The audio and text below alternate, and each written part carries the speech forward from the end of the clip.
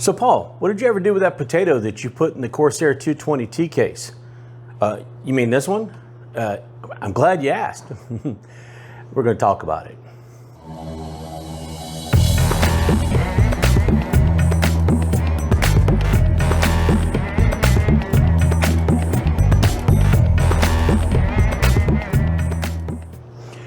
Okay, so it's no secret that I wasn't happy with this case when I started building in it. And I even at one point built in it and then still wasn't happy because there was a number of things that really gave me challenges and a number of issues with the case itself and just the size and how difficult it is to actually build in this case. At one point I had gone back and I had taken out the node core and I took out the RGB fans on the front. And I was just going to go ahead and roll with it and just do a generic type of no RGB build. And the more I got to thinking about that, the more I thought, you know what, I actually probably do want to do something that looks nice in here and that it's going to perform well. And I need sort of a test bed or a test rig to go along with my editing rig, but I want them both to be able to game. So it's no secret that I did have issues. Some of the issues I started out with were, according to Corsair, you can put an AIO in the top or in the front. I found out it was difficult. It wasn't that difficult to put it in the front, but you're cutting off part of the flow.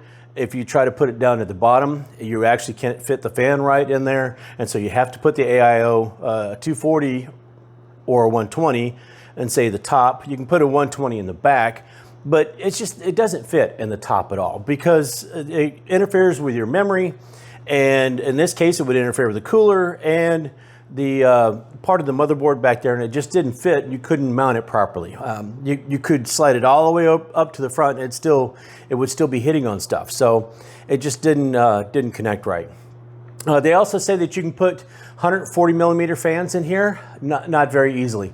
First of all, they don't fit in the top, much the same way that the AIO doesn't fit in the top. The all-in-one cooler doesn't fit in the top, the radiator. And then when you're trying to do it in the front, they just don't look good, especially if they're going to be RGB fans. You can only put 2 in there. The brackets don't really match up very well, and it really kind of looks sloppy. So in the end, what I ended up doing is I took the Asus Prime X470 Pro that I took out of my editing rig.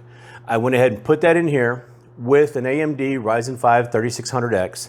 I went ahead and you can see the Prism cooler on the top. I nixed the idea of the AIO altogether because I was going to try to put a Cooler Master 120 in here, which would have been great, except for when I went to go get it back out of the box, I noticed it was leaking. And so that didn't do me any favors either.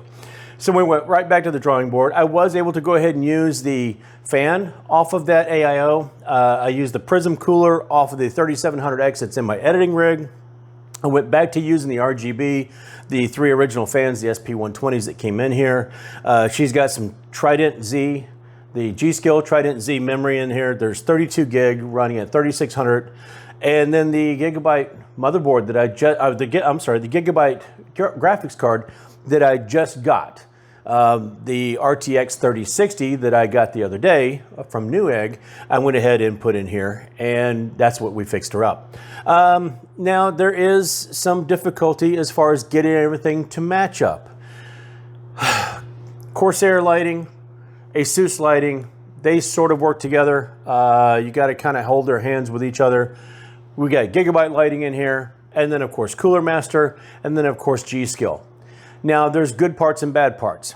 Asus will let you go ahead and match up the Cooler Master and the Gskill memory on the motherboard, but you can't really get any kind of fade effect. You get the unicorn puke, or you get just a solid color. You get like a rainbow effect or something else, but you can't just go fade from one color to another like Corsair allows you to do, which is the effect I have right now. It just gently fades between one color and another. And if you'll notice, the memory is not doing anything, and neither is the video card. That's because I've got them set to just a shade of light blue. And then the ring around the Prism cooler from AMD, it does its own thing. It just continually changes color, no matter what the color scheme is, and you can see it changing behind me, but it's got a mind of its own. It does what it wants, and it just continually fades through. And so far, I haven't found a way to stop it from doing that, turn it off, or get it to play nicely with the rest of it. See, it looks really interesting magenta color with the rest of the blue, and yeah, so anyway, but that's what we got. So one of the biggest pains on top of trying to build in here and not having enough space is when you are using different components and they don't talk to each other. Because inevitably what happens is you have to find out what order you can start turning those RGB components on to get them to light up and not interfere with each other. You can have the Asus running, the Asus on but not running. For the Corsair, you have to make sure that you enable the other plugins so it automatically sees the motherboard. But when you do that, then the motherboard doesn't control the memory anymore. So ideally, you would have to go back if you wanted to change that and set that through Gskill.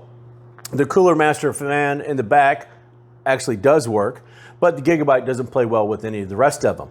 Now, Gigabyte does have a lighting suite, an RGB suite, that will play nicely with, say, the Gskill or the Cooler Master, but does not play with Corsair and does not play with Asus.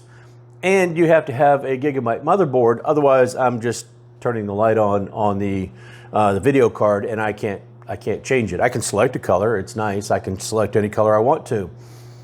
Can't really, there's no real effects I can do with it because it's, yeah, it is what it is. So some challenges, and it's not all the case's fault. The case just started it, but I have put together this menagerie, this mishmash of parts and pieces, and it's actually a really, really solid build. I have to admit, now I was using, and in my last video, I ran this RTX 3060 against the RTX 2070 that is currently in my editing rig. And when I've been going back and doing benchmarks here, you can see I've Metro Exodus here. When I've been going back and doing benchmarks, I've lost, like, going down to the 3600X from the 3700 and having the same speed memory and everything, and almost, it's the next series up board in the other build, but it's still a Prime X470 Pro motherboard. I'm losing like a frame, maybe 2 frames. There's a few here or there that are a little bit different. The one that does stick out to me, I believe, was it Borderlands? No, I'm sorry, it was Dirt 5. Dirt 5 was actually faster here by a couple of frames than in the other build, but all the rest of them have been like a frame or 2 short, whether I've got RTX on, RTX off, whether it's a regular, frames per second or whatever. No matter what's going on in here, it's just a little bit shy of what's in that rig, and I will never know the difference when I'm playing, just generally playing, because that 3060 is such a solid card. Really, really pleased with the way it's working with everything else. And if I could get the lighting to all play together, it'd actually be a nice looking rig instead of just a pretty decent rig and a nice gaming machine. The reason why I have been going back and doing all the benchmarks is because this isn't over yet. I do have the 3060 in here, the RTX 3060. Currently, she's got the Ryzen5 3600X in here, but I also have that Ryzen 5 4600G that I want to test, because I started to a little bit in one of the earlier videos, kind of test them back and forth against each other, but I don't think I did enough benchmarks and a comprehensive enough test.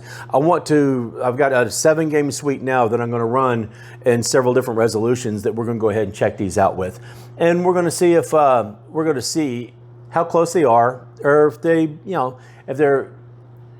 if I'm losing anything by switching to, say, the 4600G, and that way I can use this 3600X in a different build. So that's where we are right now. I just figured I'd give you an update on the Potato. I now don't know what to call it. I might actually just call it Potato. Maybe mashed potatoes, maybe au gratin, maybe, I don't know. It might be potato related. But now it needs a name, and it will need a different name if I do the 4600G and keep that in there. But for now, Test bench just sounds too generic. But anyway, figured I'd let you guys know what's going on. Sorry, it's not my normal kind of in-depth benchmarking content or whatever that I want to try to give you guys more often, or quality entertainment or information that I want to give you guys more often. I was just kind of doing an update because this is going to lead into a couple other videos, hopefully a little bit further down the line. Anyway, so like I said, that's all I got for right now. Don't forget to visit me on the other social media. If you did like the video, go ahead and throw a like on it. If you didn't, it's okay to dislike it, but kind of tell me why, so I know what I did wrong. Or if you got questions, put them in the comments, or if you have comments, put them in the comments. And until next time, folks, that's all I got. So I'll see you later.